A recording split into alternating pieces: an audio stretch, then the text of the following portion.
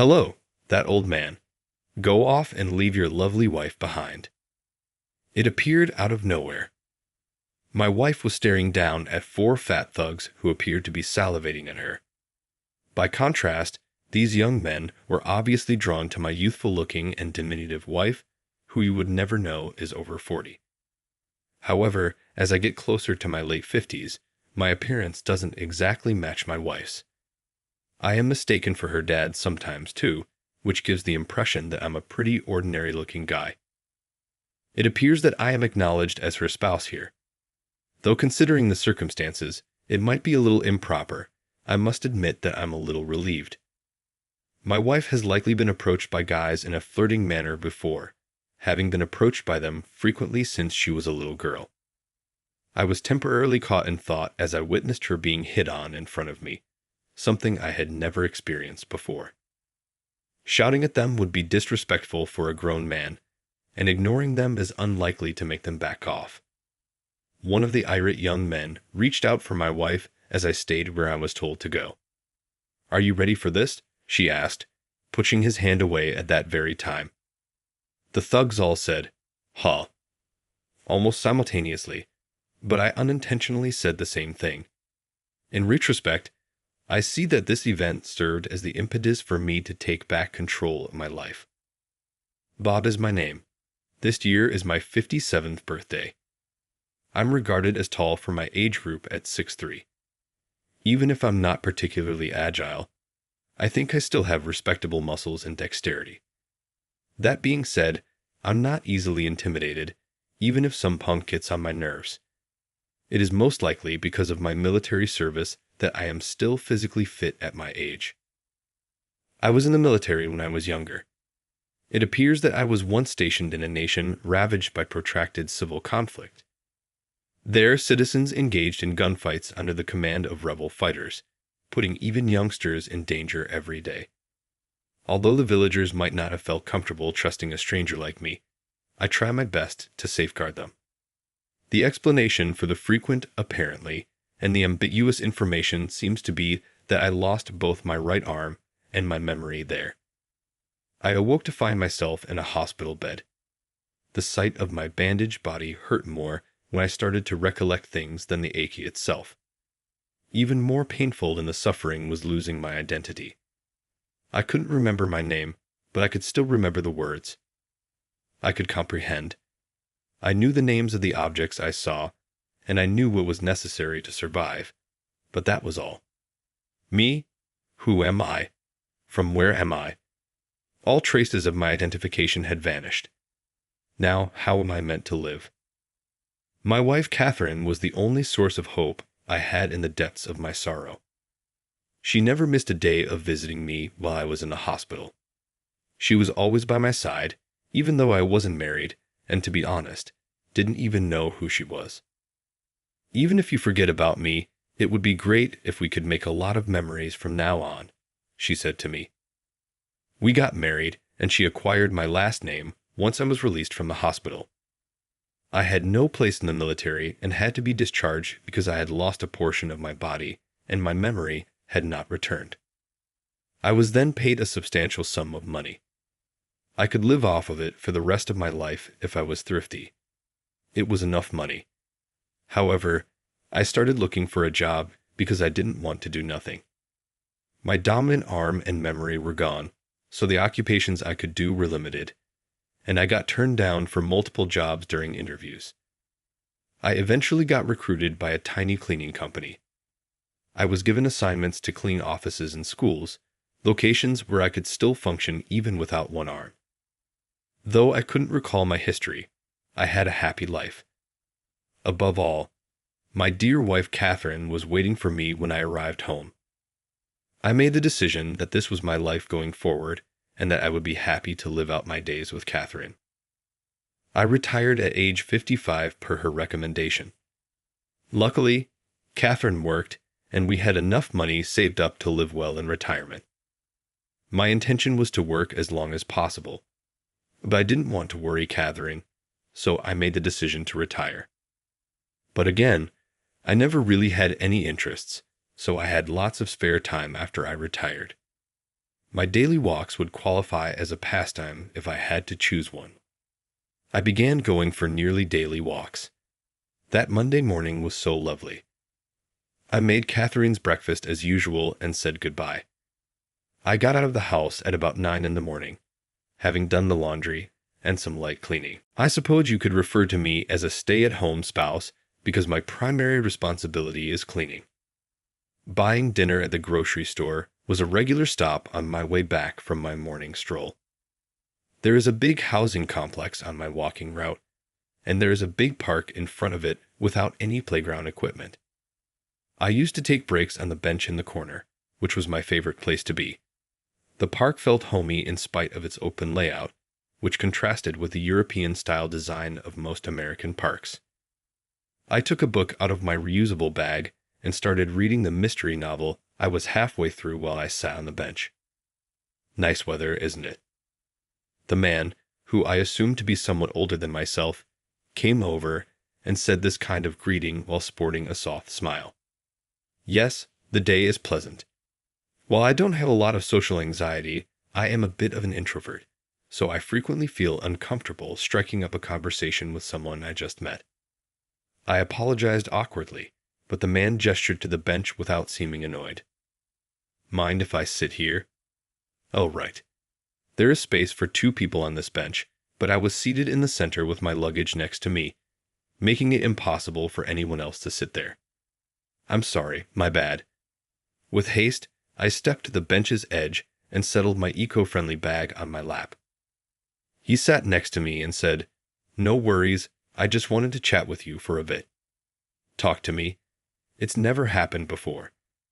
I don't think anyone else has ever enjoyed a chat with me, especially an elderly guy like myself, but Serene seems to appreciate my dull stories. Observing my perplexed expression, the man shook his head and attempted to clarify. I apologize for the abrupt approach. Jason is my name. Jason, why do you? Jason smiled gently and interrupted me before I could say anything more. I take it you visit this park daily. Yes, I agree. Don't you think it's fantastic that there isn't any play equipment here?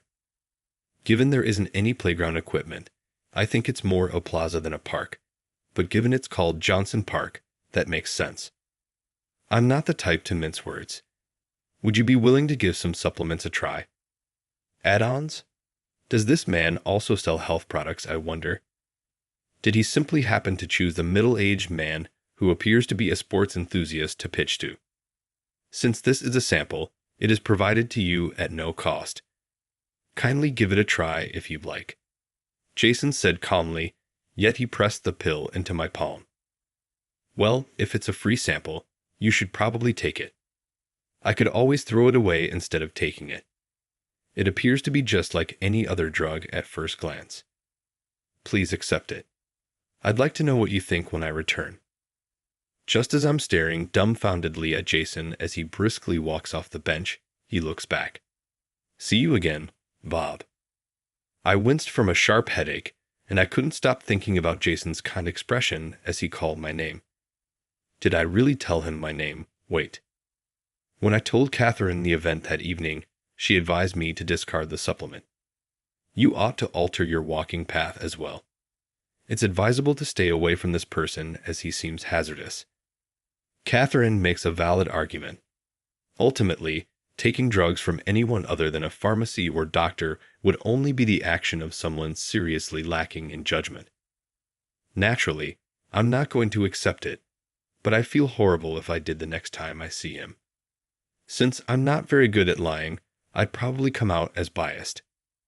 You're not required to meet him. He is unaware of your residence, correct? I'm curious. It seems he didn't recognize my name. He might be able to find my home if he is aware of my walking route and last name.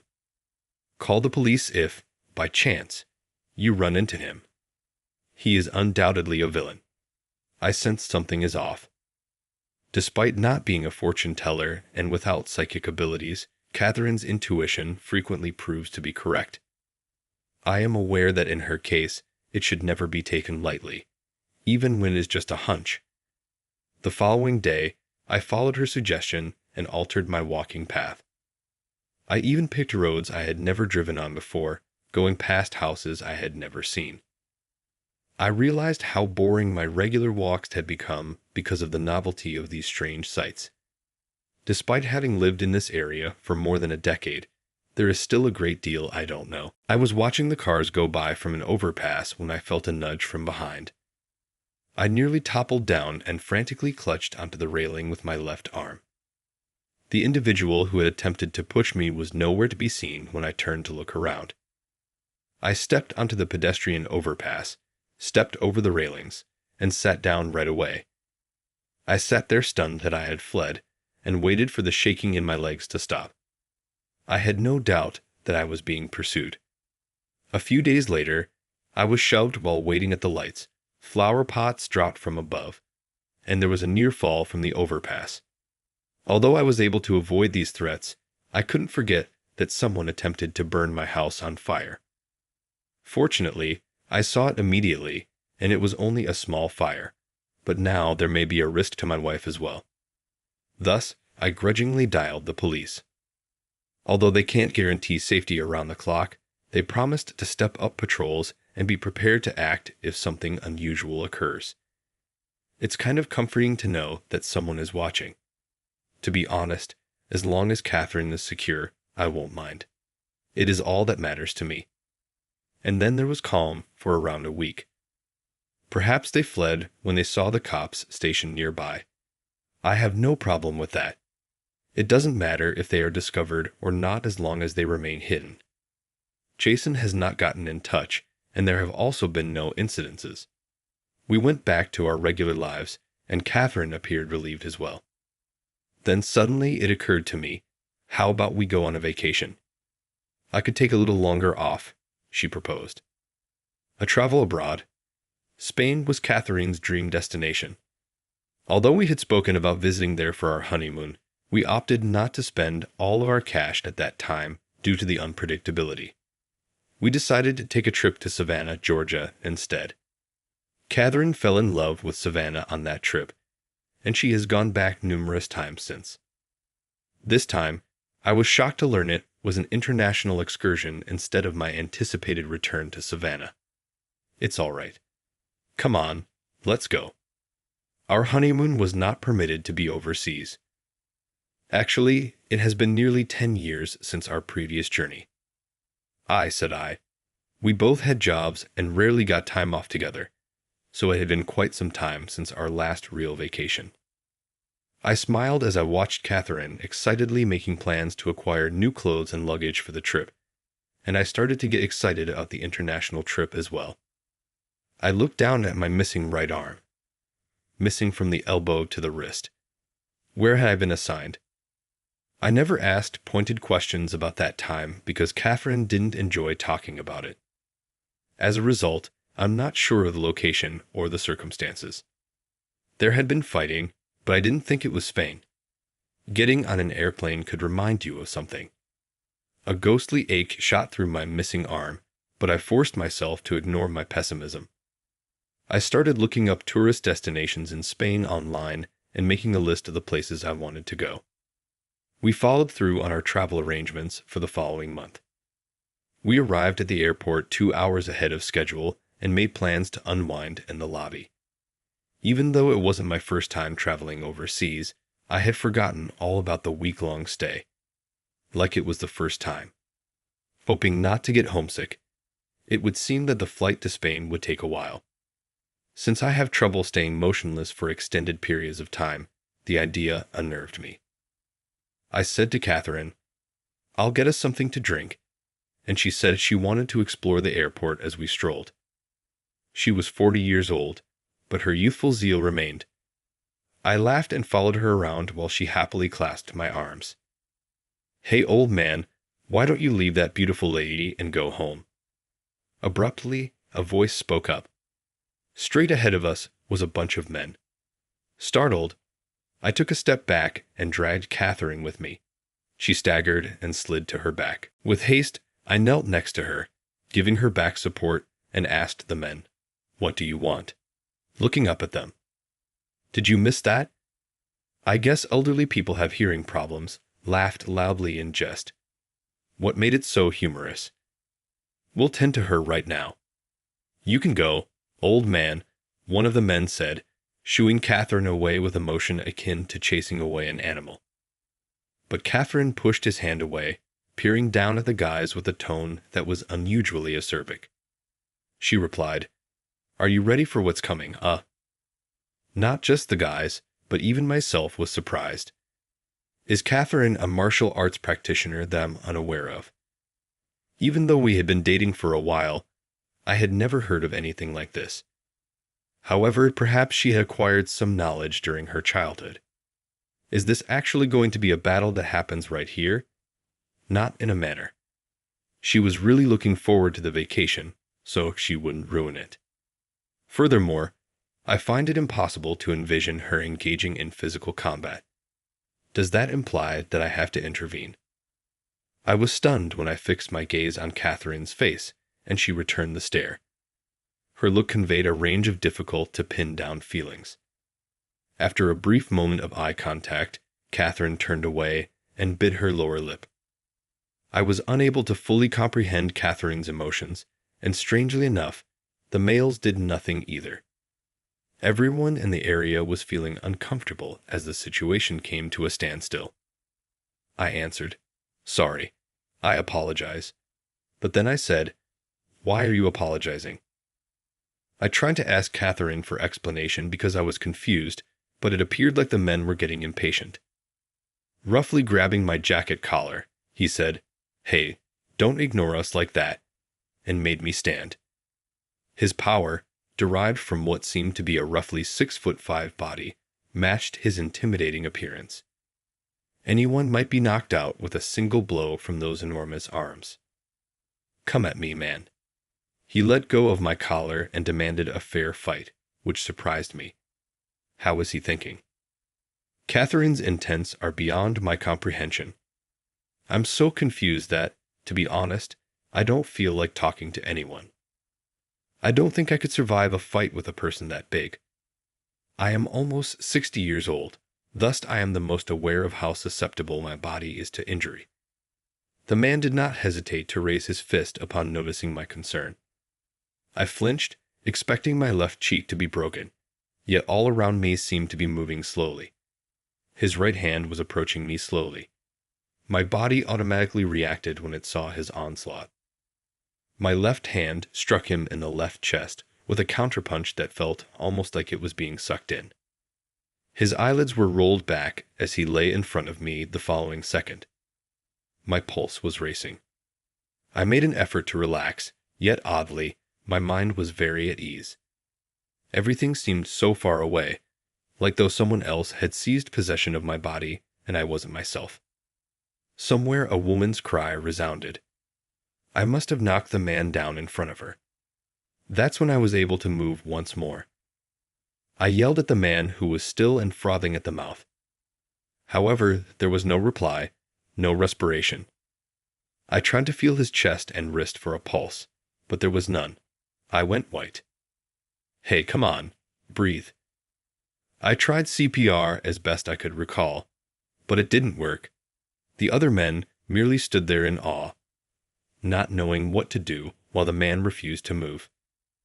I kept trying, frantically, to bring him back to life. "Please, please, breathe." I started crying and was pulled away by Jason, the guy who had given me some supplements at the park the other day. "Excuse me," I said. He opened his suitcase and took out a machine. Perhaps it's some sort of AED. The man's body shook when he placed it on his chest and pressed a button. The man drooled and came back to life a few seconds later. The man spat out saliva and trembled, as if recognizing what had happened to him. The men looked at Jason and nodded before heading out. They appear to have known Jason. Jason looked at me and grinned, still frightened and puzzled.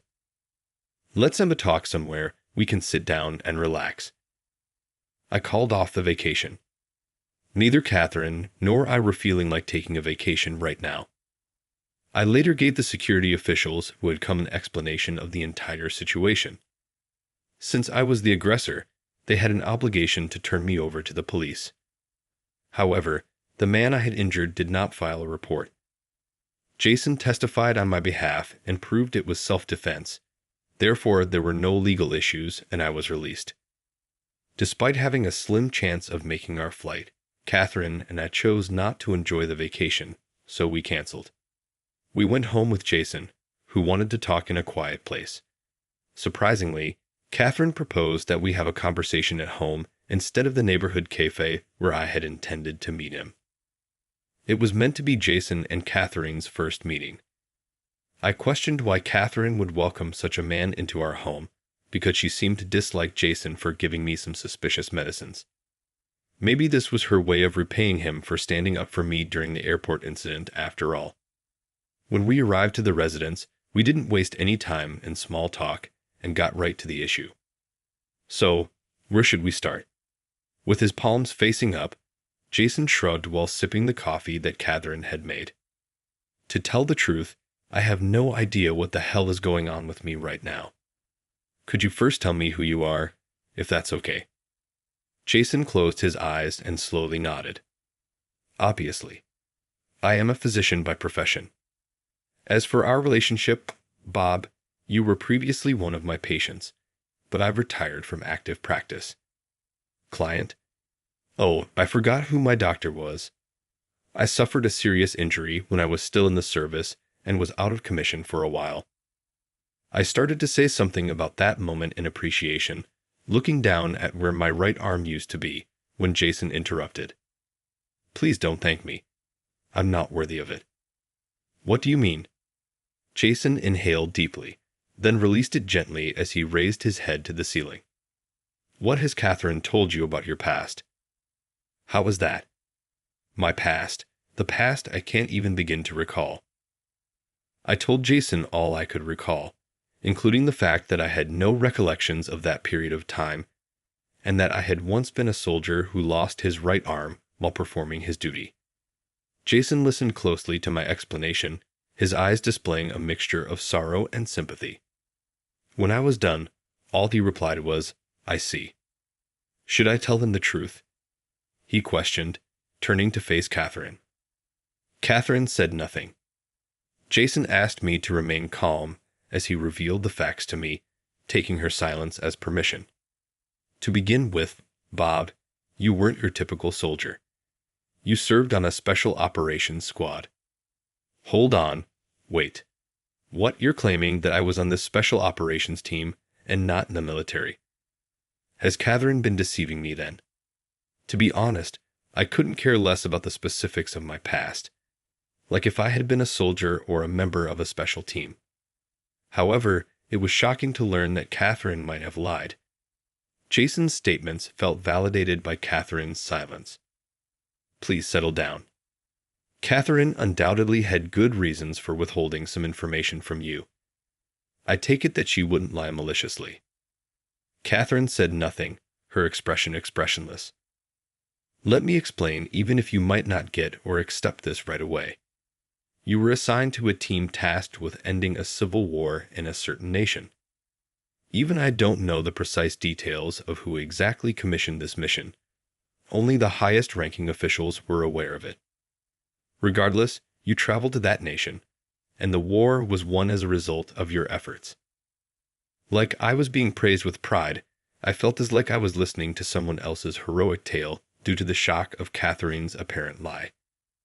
I made an effort to pay attention, but what Jason said next astounded me. You were truly remarkable.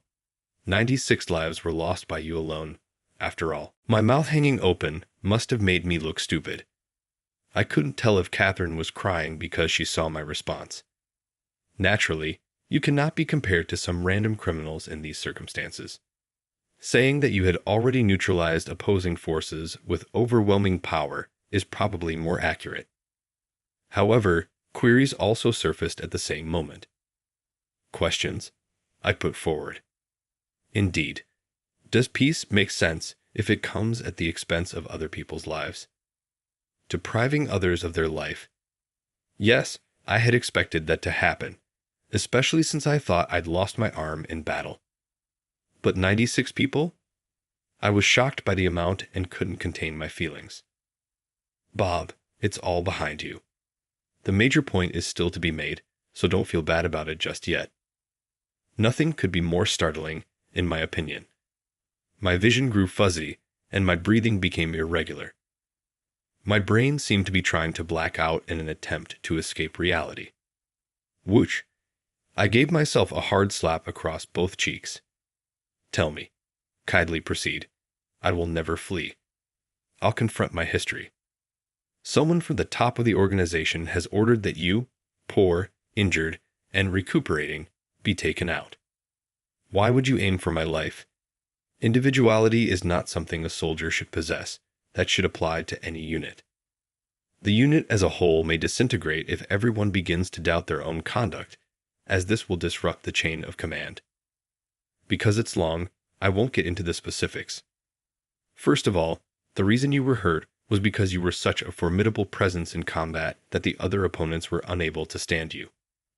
You lost your right arm when many enemy soldiers assaulted you due to a brief error in judgment. A pulse raced through my upper arm. The care provided was only temporary, as the local hospital lacked the necessary equipment. If you were just a dumb slob, you would have most likely been let to die. However, the group would not give up on their hero. You were brought to the United States right away while unconscious. That's how Jason and I met. I survived his invention of surgery, even if it did not return my amputated right arm. Had my recollection already faded by then, it seems? It's a reasonable assumption given the serious physical harm. My memory seems to have been erased by a powerful shock to my head. It makes sense, doesn't it? I was the one who took your memories, which is why you still had them. Jason, why? Why not? Jason hesitated before rubbing his forehead and said, I had no option. It appeared that you were making suggestions to your close pals about quitting the unit, and someone who overheard told the superiors about it. I'm not sure how exactly they decided how to handle you, but simply by making hints about leaving the unit, they most likely saw you as a possible risk. They most likely possessed a variety of secrets because it was a secret unit, and there may have been worries about a leak. However, there was a person who objected to your dismissal. He was the one above you. He pleaded for your life, citing your accomplishments and moral qualities. Naturally, he was rejected, but he didn't give up. Ultimately, he spared his own life to save yours. So you're saying he died in my place? Jason nodded profoundly, looking truly sorry. That man was... Jason turned to look at Catherine. Catherine's father. I got out of my chair without giving it any thought. Coffee spilled out of a tipped-over mug, but nobody appeared to mind. Catherine. It was mind-blowing, the thought that my beloved wife's father died because of me. Because of his offering, you were spared. However, it was more complicated than just releasing you. I was asked to remove all memories of you. However, it's not as simple as it seems to erase memories. I tried a number of different approaches before finding a medication that would cause amnesia, but it's definitely against the law. I was forced to drink it, which caused me to lose my memory. Your physical recovery went well. Saying smoothly in reference to memories can sound insensitive, yet we were able to remove them without any problems. You were reunited with Catherine, your former boss's daughter, and enjoyed a happy existence once you were deemed fit for discharge. Jason looked directly into my eyes as he closed the story with a strong sense of emotion. Now, why am I in front of you right now? It is to monitor your state. So you came to check if my memories are indeed gone. John gave a loud nod and clapped his hands. You pick things up quickly, precisely. However, isn't that incoherent?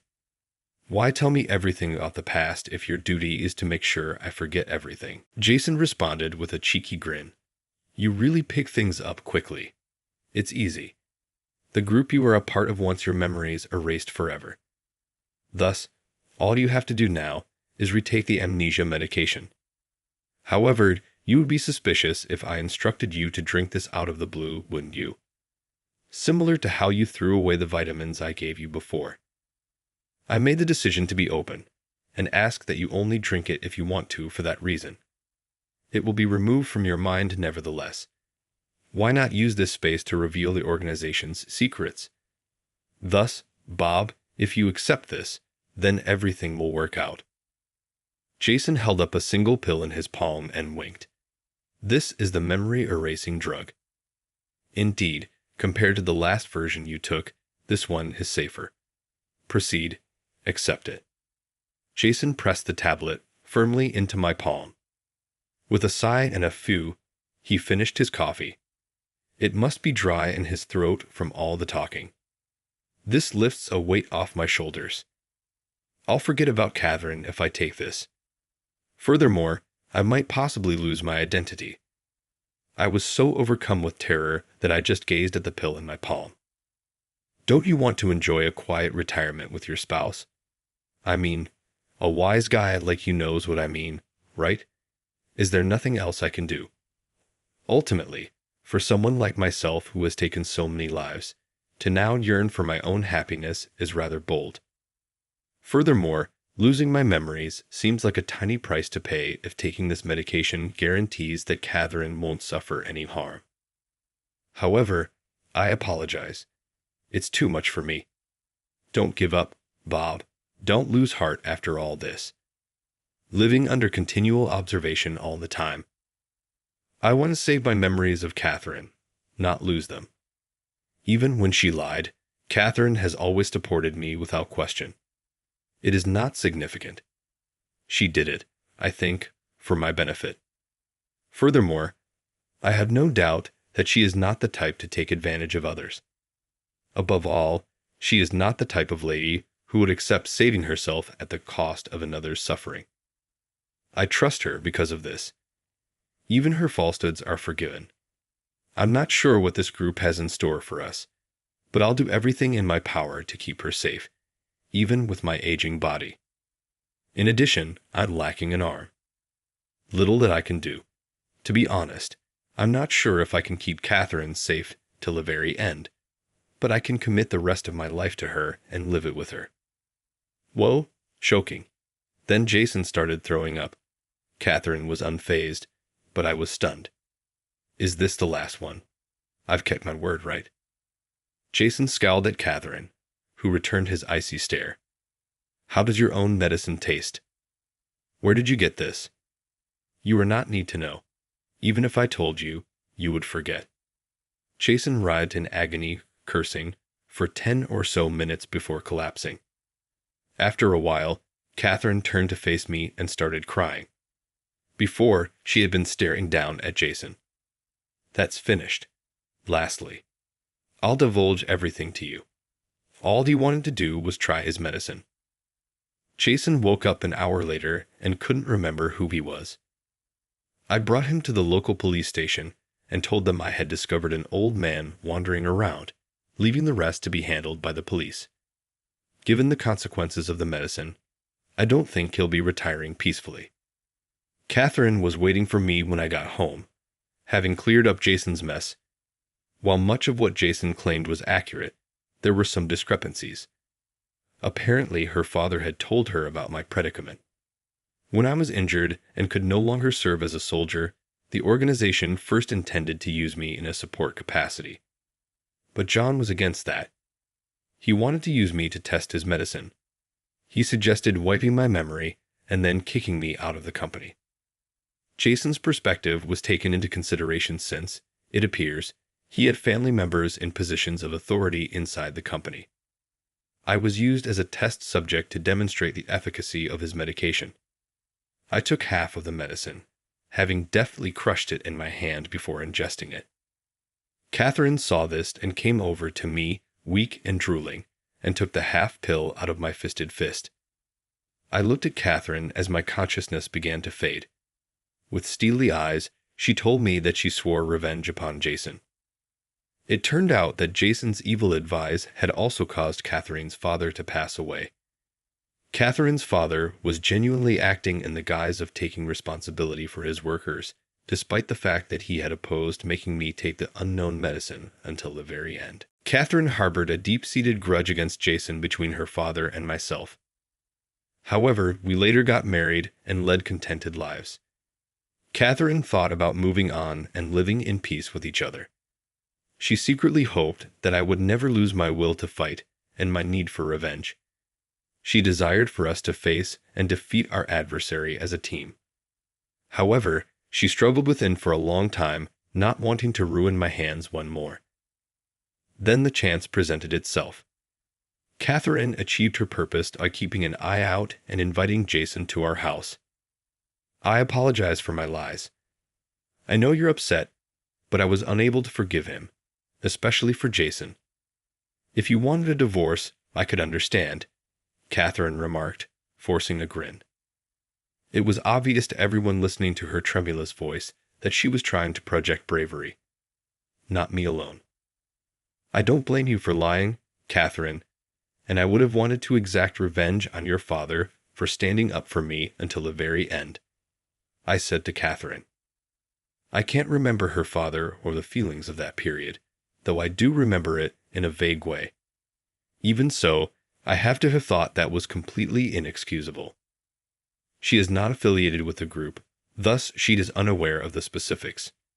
Her father, it seems, just told her about my treatment. In my memories from the past, I could have lost my right arm, but I still have you in my left arm. For me, that is more than sufficient. I gave Catherine a strong hug with my lone arm, and felt her thin, frail body cry in my arms. She appeared so exposed as a result. Jason's predicament turned into a side note. Jason's true identity remained a secret, but when he was spotted roaming around clearly confused, it caused considerable public curiosity. I was the one who found him, and for some reason the media got my address. Still, I refused to be interviewed and remained silent. As the one who was involved, it is only normal for me to remain silent. However, I find myself wondering why Jason lost his entire sense of self after taking the half-tablet, whereas I simply lost my memories. But thinking about it now is useless. My marriage to Catherine has remained happy and strong. We even took the much-awaited trip to Spain, enjoying our first international travel together. Catherine exclaimed with excitement that she'd hoped to travel to every nation in Europe. We'd have to live past 100 years old, even if we traveled to one nation annually. However, it seems worthwhile to live a long life simply to see her grin. All right, everyone's presentations are done, Nick, the manager, said as he tried to move the discussion forward. Excuse me, I haven't. I recently found out something. Nick interrupted me and began to speak. There's apparently someone in this department who didn't graduate high school and is just a part-timer. Meetings should be for employees only. Absolutely right. His lackey, Mike, of course, agreed with Nick. I'm leaving. After leaving the meeting room, I started to shut down my computer. I noticed that an email had arrived, not in my personal inbox, but in the company's shared email. Thinking, there's no point in speaking up, no one will listen, I went home quietly. The next day, I heard a commotion from Nick's desk. He was staring at his computer screen, his face pale. Nick? Is something wrong? Mike looked at the screen with him. And he turned even paler than Nick. Why is he so angry? Knowing the reason for Mike's distress, I thought to myself, serves them right. My name is Adam. My mother passed away when I was in the 9th grade, and I was raised by my father. Well, you could hardly call it being raised. After my mother passed, my father changed. He drowned his sorrows in alcohol, and though he still went to work, he squandered our living expenses on horse racing. Because of that, I had to start working part-time as soon as I entered high school. Every month, I went to the convenience store with bills in hand that couldn't be auto-deducted from my father's account. Even though I endured it because I didn't want to be alone, I reached my limit in my second year of high school and dropped out. I found a live-in job at a distant inn. Thank you for everything. The day I left home, my father, still staring at the TV, spoke. Take care. That was our last conversation. Back then, 18 wasn't the age of majority, so I needed my father's permission to work, and I couldn't hide my place of employment. Yet, my father never visited me even once. I kept working just to survive, and before I knew it, I was 42. Years of hard work paid off, and I was transferred to the headquarters. I was thrilled to be recognized by the company, as I thought I'd be working in the field until retirement due to my lack of formal education. Listen up. Our work can change the future of our employees. Don't drag us down. On my first day after the transfer, Nick, dressed in an expensive suit, spoke sternly. There was a reason for this. Our inn was located in a prominent tourist destination, known so well that everyone in the state could sing its commercial jingle. At its peak, we had 5 locations within the state. But that was long ago. Due to financial difficulties and aging facilities, only the place where I had worked for many years and the original establishment remained. I was prepared to lose my job anytime, but now there was a glimmer of hope. With the rise of social media, the tourist area where the inn was located started gaining attention again.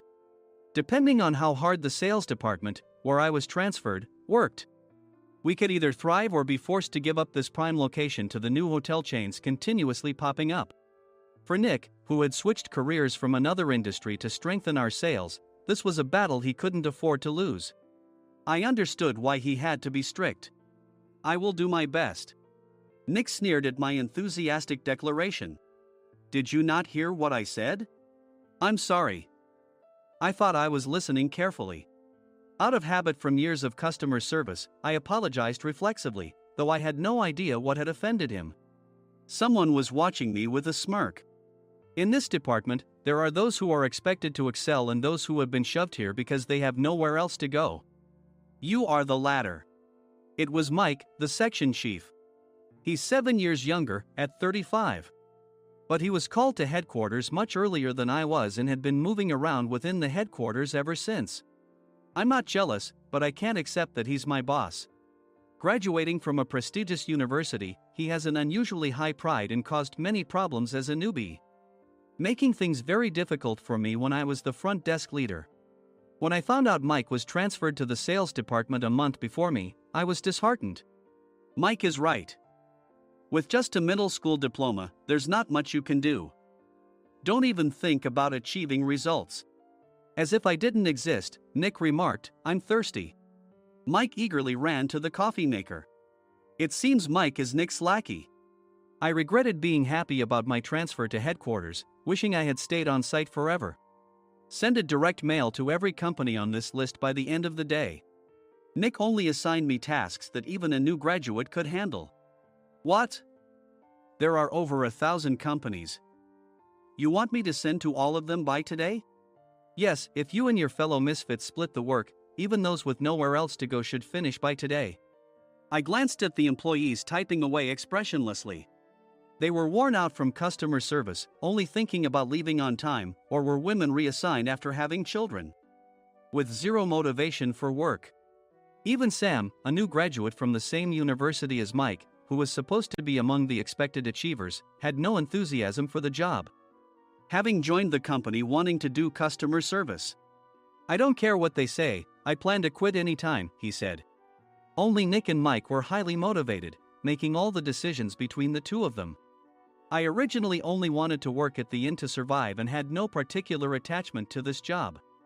I swallowed my words, thinking I had no right to reprimand them. About a month after the transfer, Nick told us with a frustrated look. To commemorate the 50th anniversary, we've decided to create a plan exclusive for one group per day.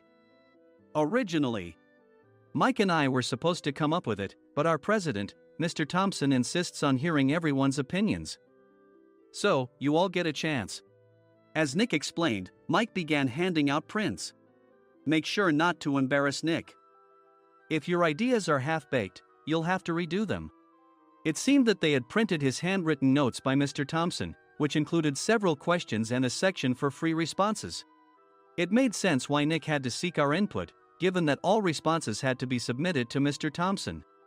We were given a week to think about it, and a meeting was scheduled to compile our ideas.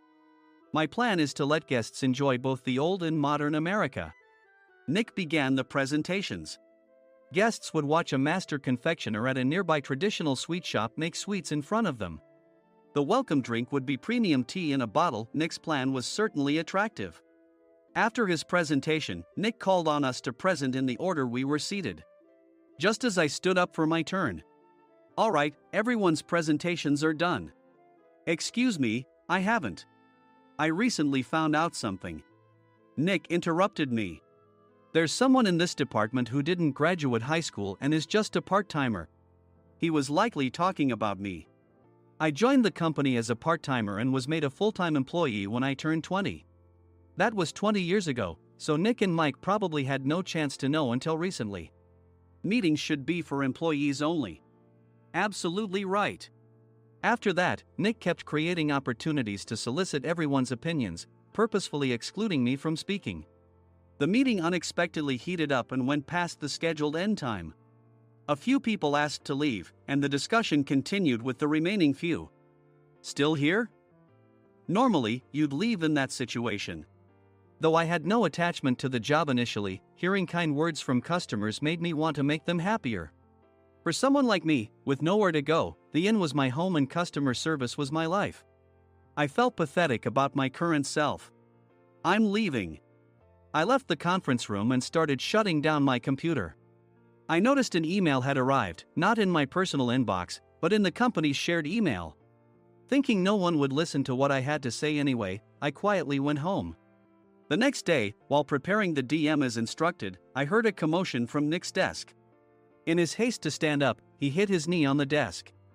He stared at his computer screen, his face pale. Nick! What's wrong?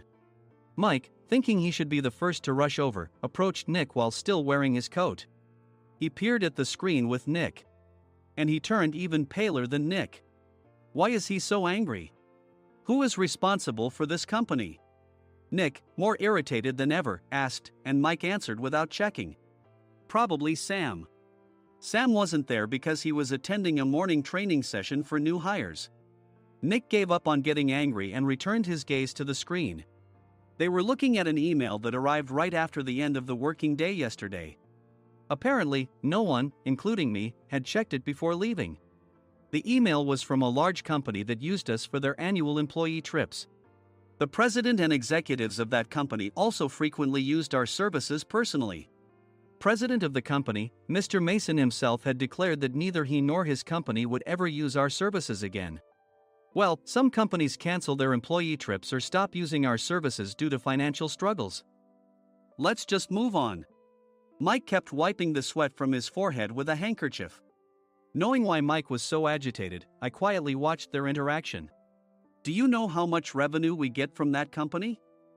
We can find other guests to fill the rooms, but we'll lose the banquet costs, gift shop revenue, rental car fees, and more.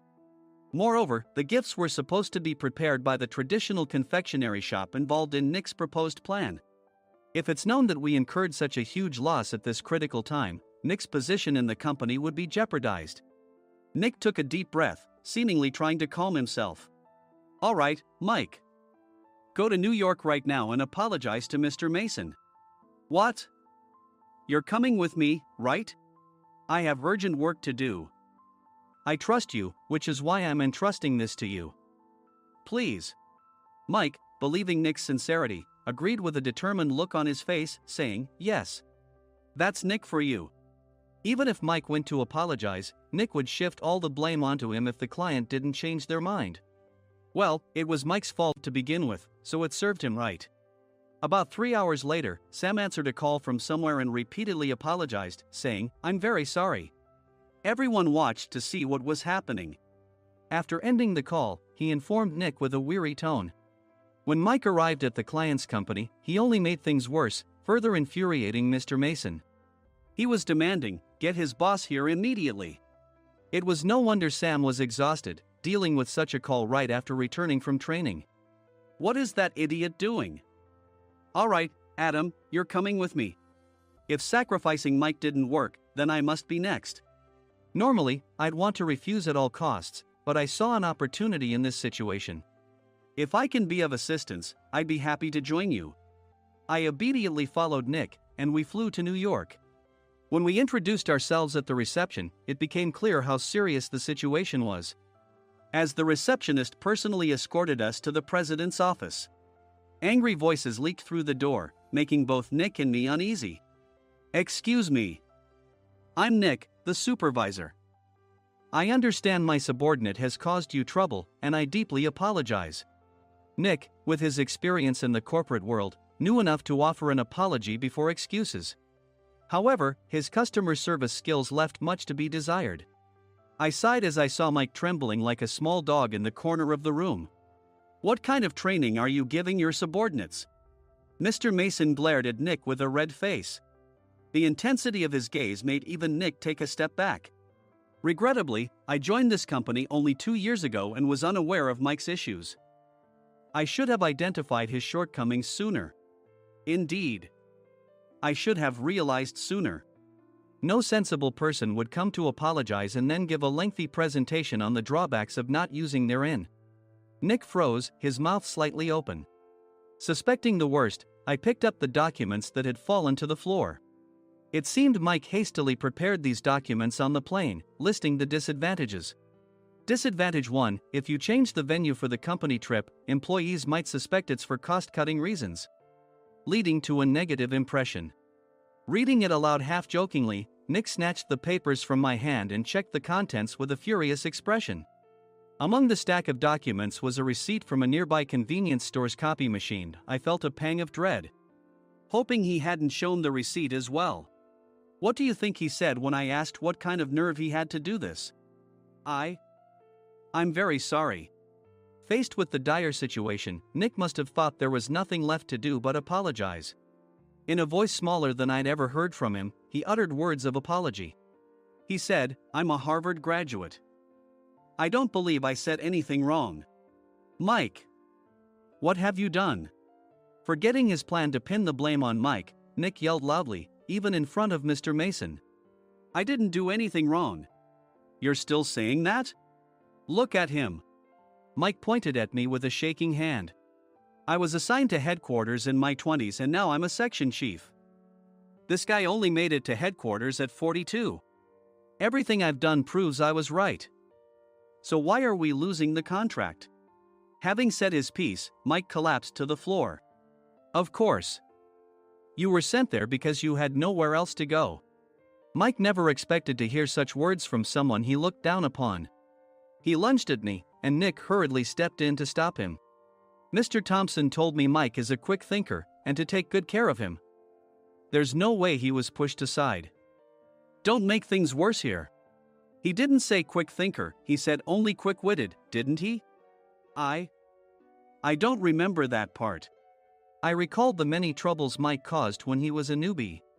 When Mike was on the front line, his pride was so high that he never apologized to customers. Customer service, especially in our job, doesn't work alone. It brings both good and bad situations. If the front staff or housekeepers made mistakes, or the cleaning company didn't properly clean a room, one had to apologize to the customers regardless of personal fault. Mike, in such situations, would never apologize, insisting he wasn't at fault. This often angered customers, and as the front desk leader, I frequently had to apologize on his behalf. He caused complaints and disrupted operations, which is why he was quickly moved to headquarters. In departments where he didn't interact directly with customers, his quick thinking was beneficial and things went well. But it seemed his flaws were starting to show. Corporate reservations are supposed to be entered into the system by the sales representative.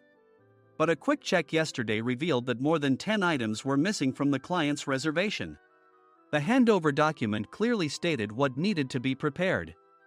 Why didn't you enter it into the system? Why do we have to give them special treatment? Filling rooms near the banquet hall, setting up all the food in advance. Specifying the brand of wine, they're too demanding. No wonder he always angered customers, I thought, feeling a headache coming on. Grouping them in rooms near the banquet hall is for our benefit too. It makes it easier for the staff to set up beds and serve breakfast since everyone's schedule is synchronized. As for the other requests, Mr. Mason suggested them to lighten our load. I didn't know that. Nick finally seemed to realize that Mike was the one who had angered the client. What did you say to them? I just told them we wouldn't give them special treatment anymore. We shouldn't waste effort on things that don't bring in money. I was utterly exasperated at his lack of understanding of customer service. Of course, we shouldn't comply with unreasonable demands. But carrying over successful practices from past stays makes customers feel remembered and enhances their experience. Good memories encourage repeat visits. That's part of our job. I looked down at Mike, who was sitting on the floor. In our job, nothing is a waste. Mr. Thompson likely moved you to the sales department, hoping you'd finally understand this. How do you think he feels now that you've failed to meet his expectations? Mike, tears in his eyes, fled the president's office. I was amazed he still hadn't apologized. You have it tough, Adam. It's okay, we're all employees of the same company. I deeply apologize for this disrespectful incident. Especially after all the care you've shown us. If it weren't for you, Adam, I really would have stopped staying here. When I heard you were moving to the sales department, I was willing to reconsider if you handled it. Seeing us talk so amicably, Nick's face contorted. Do you two know each other? Adam's service is excellent. I always requested him specifically. Normally, we don't accept specific staff requests, but we made an exception for Mr. Mason, adjusting my shifts accordingly. He had personally stayed at our hotel just before my transfer, and during casual conversation, I mentioned, I'm moving to the sales department soon. If I hadn't told him then, things could have been much worse. Please continue to take care of us. I look forward to it. On the return flight, Nick awkwardly offered me a can of beer. It's still working hours. Of course, I had no intention of forgiving him for a single beer. Nick might try to pin everything on Mike and avoid any consequences. While pondering this, a startling fact came to light. Nick, the tea bottles for the plan have arrived. I handed Nick a bottle labeled with our inn's name. They look good. What are you talking about? These are plastic bottles. I had assumed we would use the trendy, high-end bottling tea. But what arrived were ordinary plastic bottles of tea with customized labels. The only unique aspect was the label, which had the inn's name, making it look customized. Upon further investigation, I discovered that a substantial amount of money was set to be paid to the tea company. It was priced like bottling tea. Does this plastic bottle really cost $100 each? The tea inside is specially blended for us. The extra cost is for that. Wouldn't it be better to use another tea company? Or is there a specific reason we must use this one? As Nick continued to make excuses, I showed him a printed email. I informed the tea company's president, Mr. Mitchell, that we discovered irregular payments and he confessed.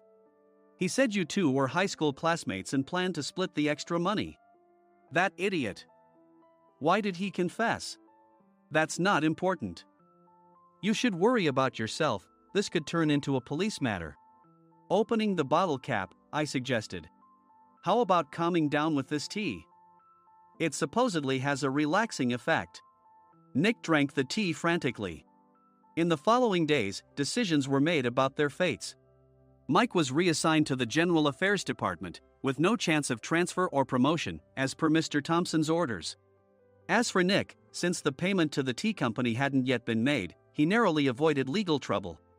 Instead, he was encouraged to leave the company, and to avoid further complications, Nick submitted his resignation. Rumor has it that connections between HR departments have made it difficult for him to find new employment. Even though it was good to have those two gone, something unexpected happened in the sales department. Everyone became motivated and united in refining the 50th anniversary plan. In the end, my plan was adopted. We collaborated with the Tourist Information Center to provide personalized guides. The plan, tailored to the number of guests, was truly special for the 50th anniversary. Hey, is Adam's family coming to stay? I immediately booked that special plan for my family.